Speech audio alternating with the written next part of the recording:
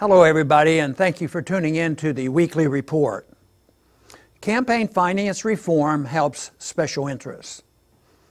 One of the new Democratic House majority's top priorities is so-called campaign finance reform legislation. Contrary to the claims of its supporters, campaign finance reform legislation does not limit the influence of powerful special interests. Instead, it violates the First Amendment and burdens those seeking real change in government. The First Amendment of the Constitution forbids Congress from interfering in any way with any citizen's ability to influence government policies. Spending money to support candidates and causes is one way individuals influence government policies. Therefore, laws limiting and regulating donations to campaigns and organizations that work to change government policies violate the First Amendment. One very troubling aspect of campaign finance reform laws is forcing organizations involved in electioneering to hand over the names of their top donors to the federal government.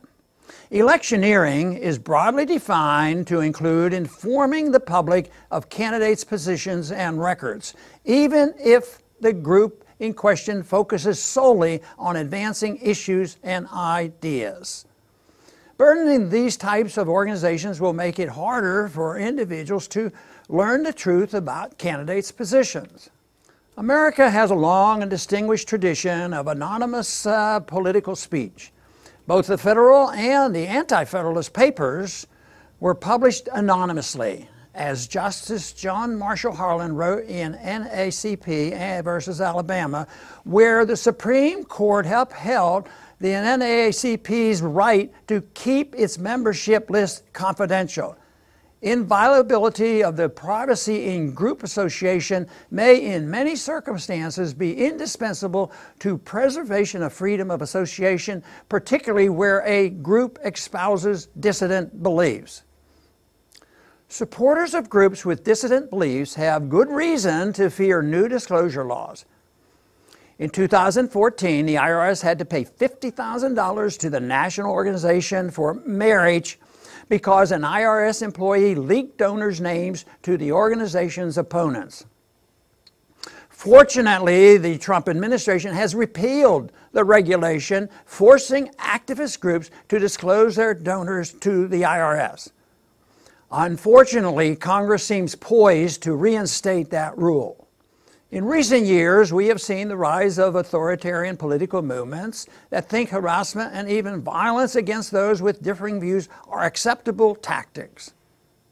Can anyone doubt that activists in these movements would do all they could to obtain the list of donors to groups that oppose their agenda? They may be able to obtain the list either by hacking government databases or by having a sympathetic federal employee accidentally leak the names. As long as businesses can profit by currying favor with politicians and bureaucrats who have the power to punish them via subsidies and regulations, powerful interests will find a way to influence the political process. These special interests seek out and reward politicians who support policies favoring their interests.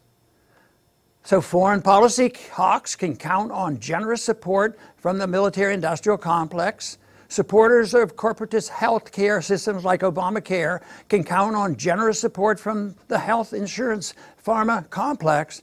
And apologists for the Federal Reserve can count on support from the big banks. Special interests do not favor free market capitalism.